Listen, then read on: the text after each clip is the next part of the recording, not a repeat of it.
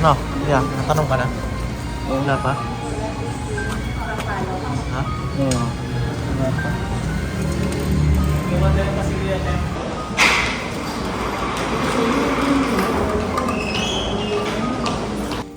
Tara. More bells.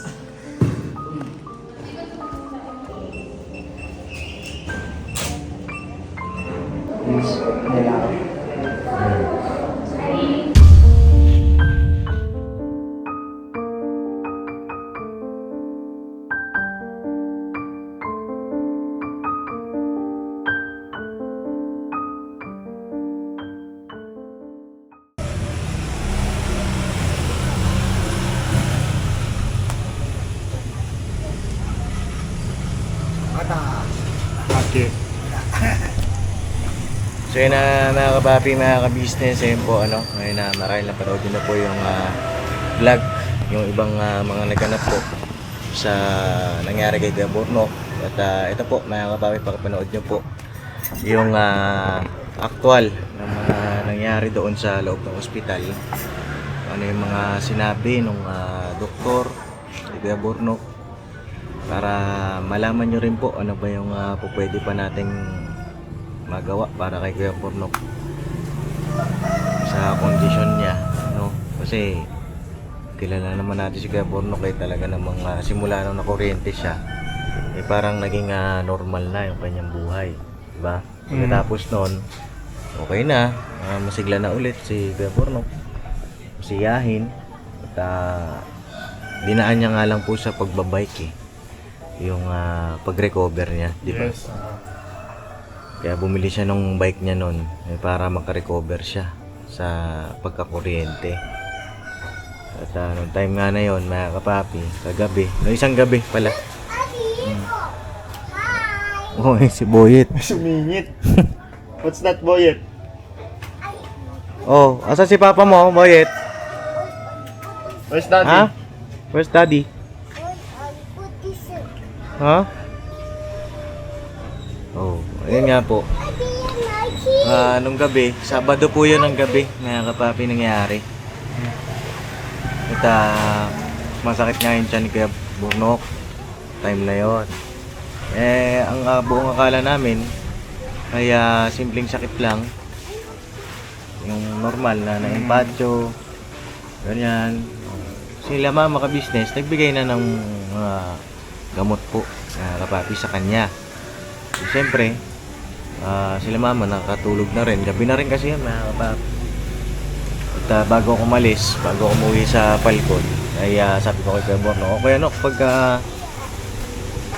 di mo talaga kaya, tumawag ka sa akin. Sabi lang. Oo, sabi ka, para daling kita sa ospital. Ayun, sobrang sakit. Nadatnan ko dito, nagbuko pa. Hindi ko na lang din po nakunan ng video, mga kapapi. Dito, sobrang sakit ng tiyan. Na may milipit na. Sabi ko, sige tara, punta tayo ng ospital. Dalawa lang kami. Si Ate Sting, sasama sana. Kaso, wala maiwan sa mga bata. Sila, mama naman, sila papa, hindi na namin ginising kasi nga, papahinga na rin.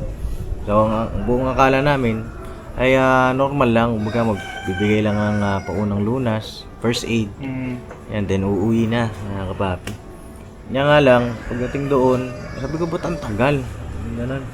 Dami pang mga in-ECG, daming laboratories, daming in-inject sa kanya. Diyan, mapapanood nyo po sa vlog na yan. Daming in-inject, ang daming May mga kinabit yun dito. mga kinabit sa kanya. Tapos yung mga gamot, napakaraming pinainom. Tapos yun, umihi siya ng, para sa test ng laboratory. At siguro mga 2 hours kami nag-antay doon. At tinawag ako ng doktor. Sabi ng doktor sa akin, kaya yung pasyente hindi yan daw kinakabag. Ang nangyayari din ko kay Bornok, inaatake daw sa puso. May ganun pala na pag-atake sa puso. Nandito siya sa may sakit ng Oo, tiyan dito na- sa gitna galing. nakababi sa baba ng ribs. Doon daw. Doon yung masakit kay Bornok nun. At na-atake nga daw. Sabi ko, ba't ganun po, Dok? Yung atake sa kanya sa sakit ng tiyan. Bakit yung puso, yung inaatake. Masakit yung tiyan niya. Sabi ng doktor, hindi lang naman daw yung dahil sa tiyan. Hindi lang naman daw dahil doon yung sa pag-atake ng puso. Oo. Kumbaga, konektado daw po kasi yun. No? At sabi ko, okay naman na po si Kuya Bornok kasi nakakausap na naman namin ng maayos. Ganyan. Pati nung nurse, nagbibiro nga siya dun sa nurse. Pero may konting hilab pa din yung tiyan niya. Hirap pa rin. Sabi ni Kuya Bornok sa akin, Paps, uwi na lang ako. Doon na kami sa may malapitan. Tinanong ko ngayon sa doktor. Sabi ko, Dok, gusto na lang daw po umuwi ni Kuya Bornok yung pasyente. Sabi ng doktor, hindi mo po pwedeng uwi yan.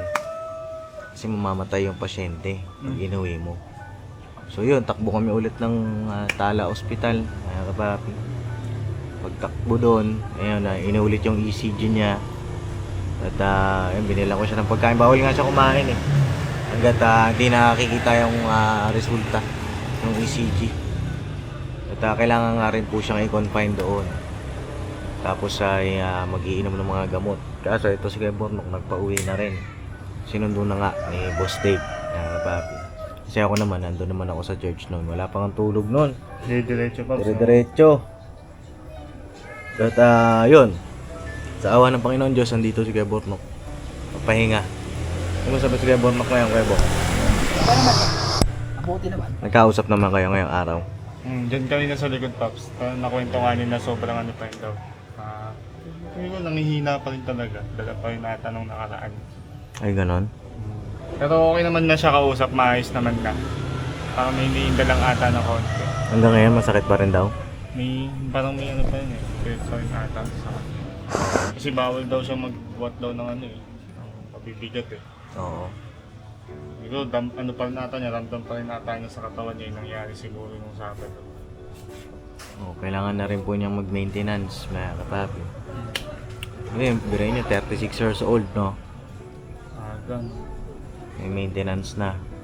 So, napakahirap nung ganong sitwasyon po. Ay tara, check nga natin. Saglit na, bakit check natin.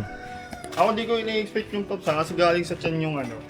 Galing sa tiyan eh. Tama, tapos di naman iisipin agad na puso pala yung madadali sa Ang expected ko nga mga kapapi, parang sa gallbladder. Kasi din sumasakit yung tiyan ni mama nun eh.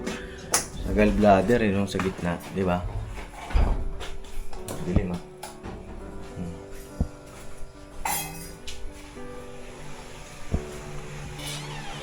Eh wala rito. Tayo si Bornok. Sige no. Wala dito, Paps. Saan na? Oh! Oh, then. Nasaan? Baka sa ano, Paps? Baka sa... Nandyan? Diyan ako pas eh. Lumabas? Wait. Ano lumabas yun? Lumabas eh. Oo na yun talaga yan ah.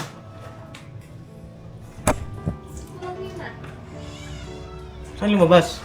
Ano? Baka galing sa CR. Yung Muslim CR.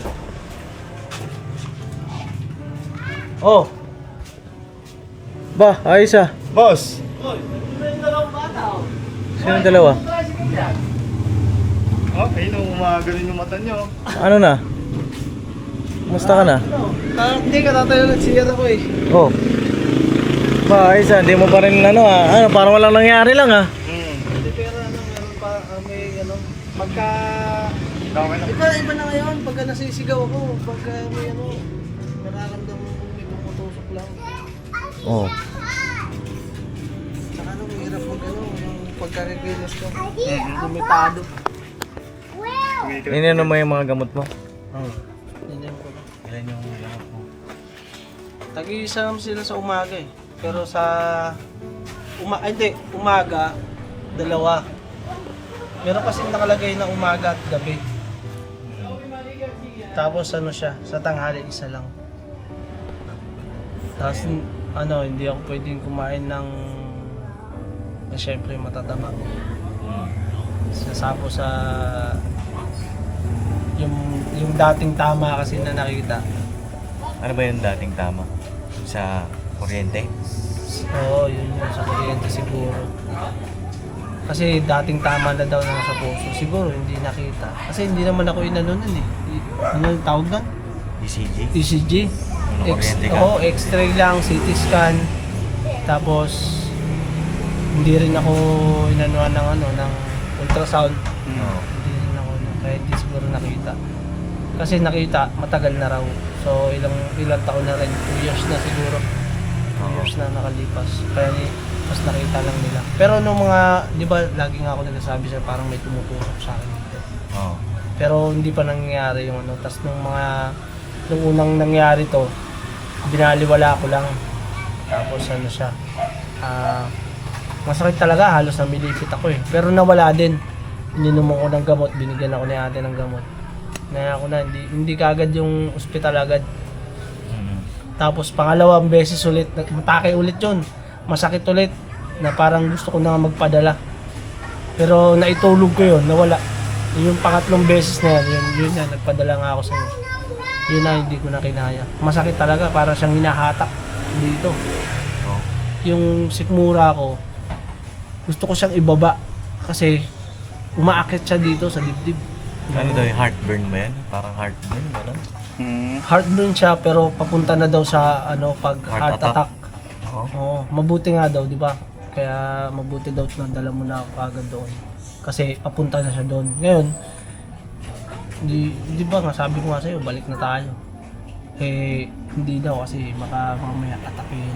Oo, di baka mamatay ka daw, sabi ng doktor.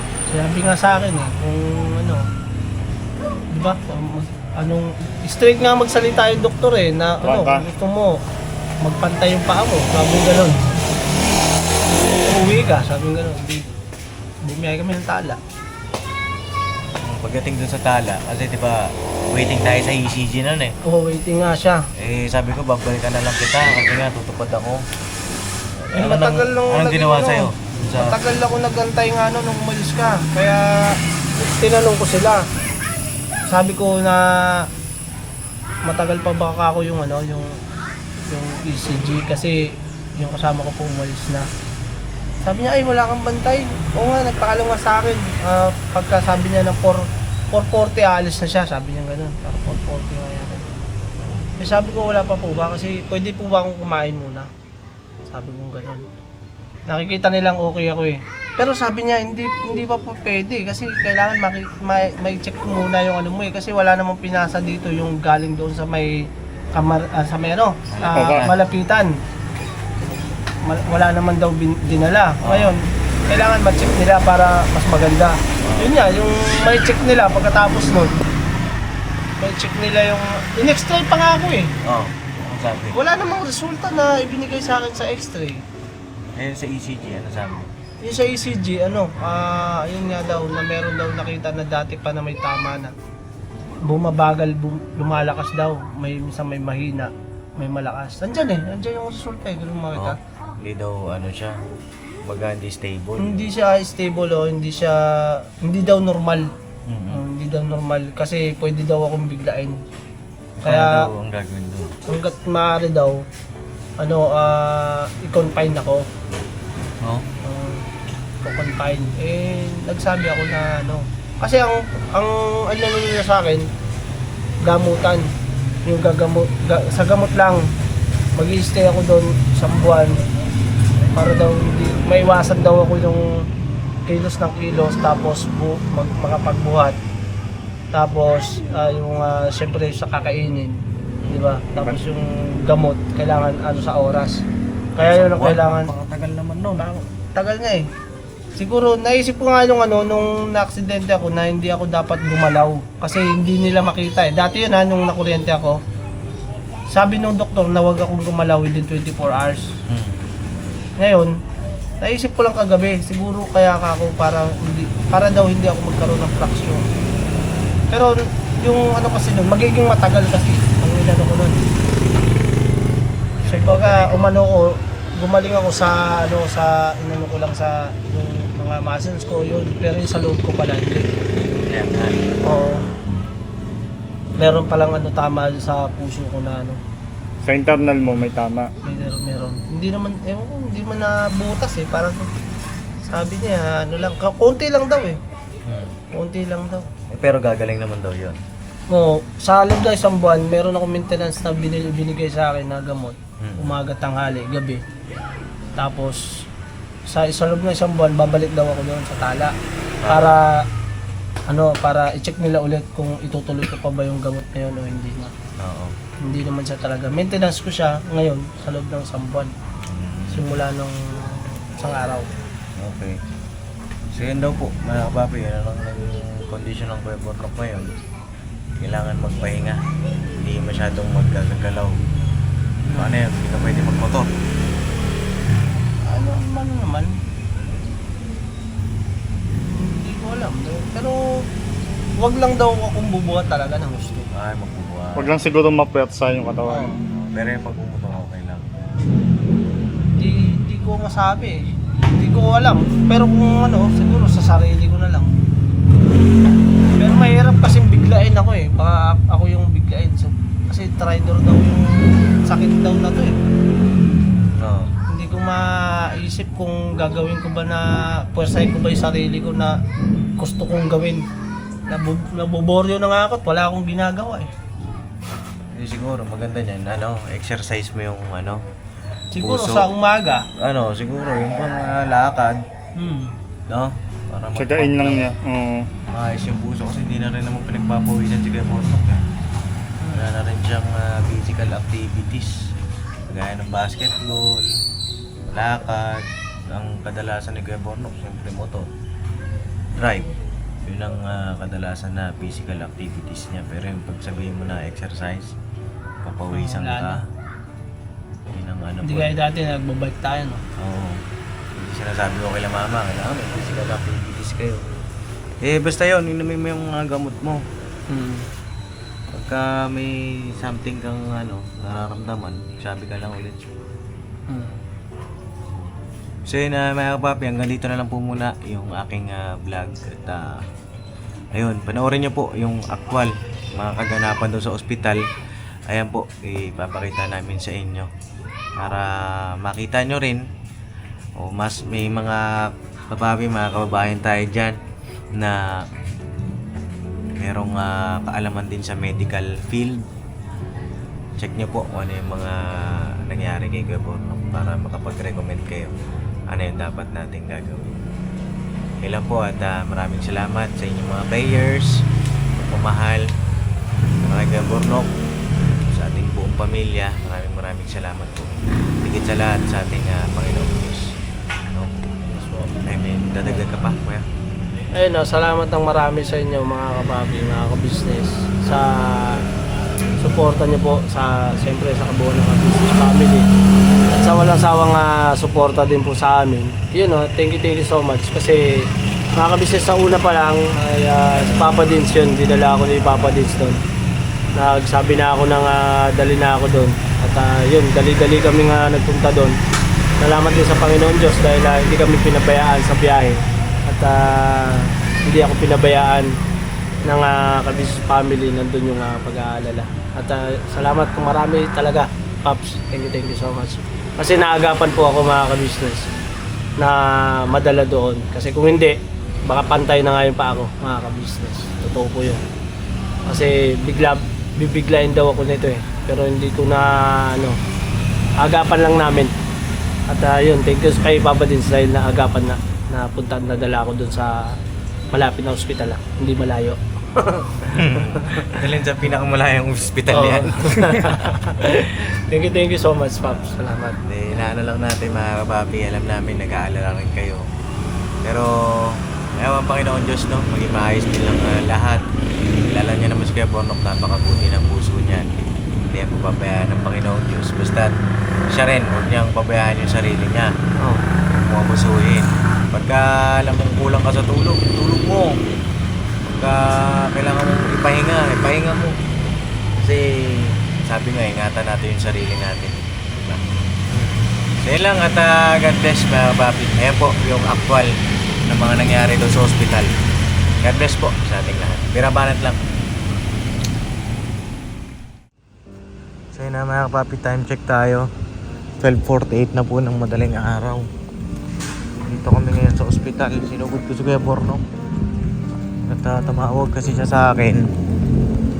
nga, sobrang sakit daw po ng tiyan niya. Saan natin? Dito nagpark lang po ako.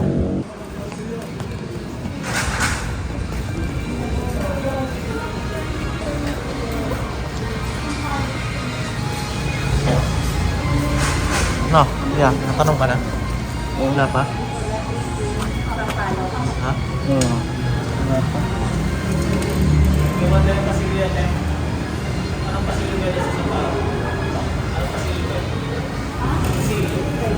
Nag-interview pa. Ha? Nag-interview pa.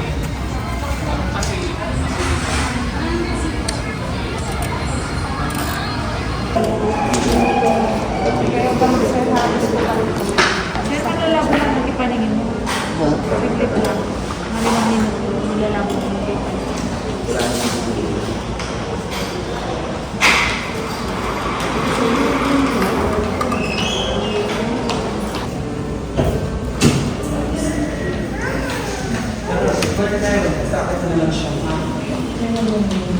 Sir, ano na? Wala ka nakababad sa lang mo.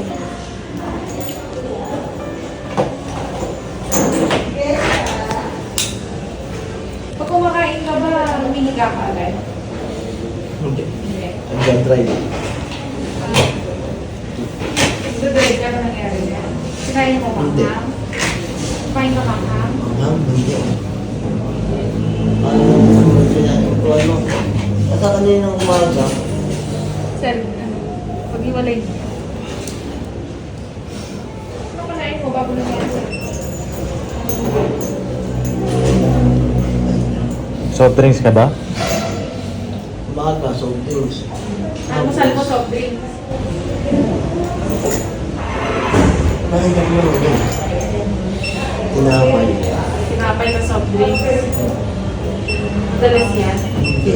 Kaninang umaga yan eh. Pag umaga, nagkakape ako. Ikot yung lakad na kasi yan. Kape, walang ano, tinapay. Kape lang talaga.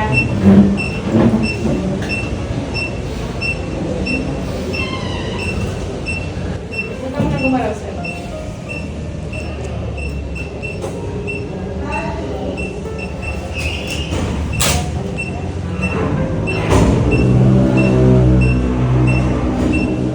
Manrique, no? 36. Opo.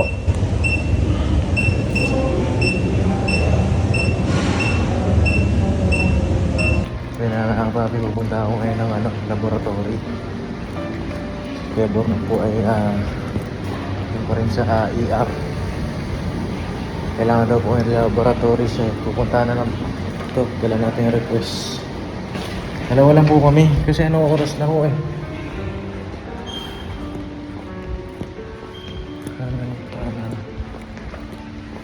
Sa laboratory. Opo. Waiting lang po kami dito. Sabi ng nurse, kailangan daw yung laboratory kasi mabilis na yung tibok ng puso mo. Ha? Mabilis na yung tibok ng puso mo. Kailangan daw yung laboratory. Please, kailangan.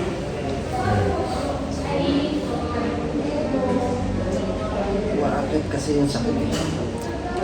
Para malaman din kung normal na heartburn lang ba, kung sikmura ka lang ba.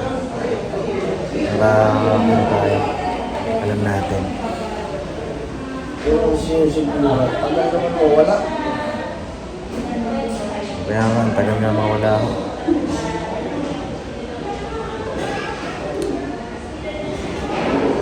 Dito kami ngayon sa ER. Hintayin natin yung mag-laboratory. Anong nararamdaman mo ngayon? Bakit may sakit eh? Wala pa rin nagbago? Hindi pa rin nagbago? Ano yun? Na-injection ka na. Hindi na. Wala pa nagbago? Sa nakaramdam mo? Wala naman, dinaw ng paningin ko kanina eh. Sabi, lalabo. Dinaw, nakita ko nga siya, one set eh. Bira ng tao na to.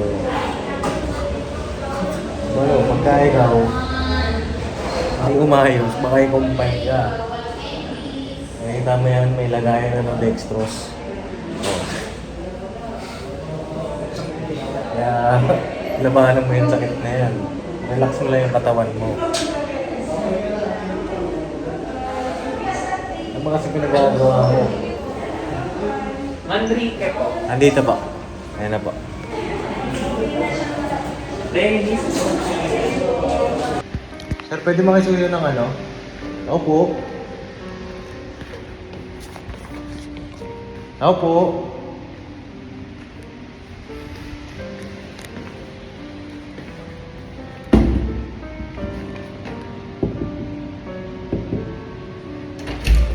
Sir, sir, saan kumukuha ng ano, urine bottle? Ma'am, urine bottle po.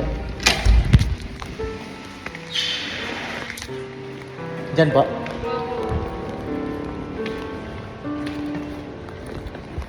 Hanap ng tao kasi. Oh. Ano po yan, sir? Urine bottle daw po. Mga kapatid. Hanap kayo ng urine bottle. Nakagyan po. Oh. Doon na rin po yung nurse na mag-aasikaso sa kanya. Para sa laboratory niya. Puntahan ko po muna.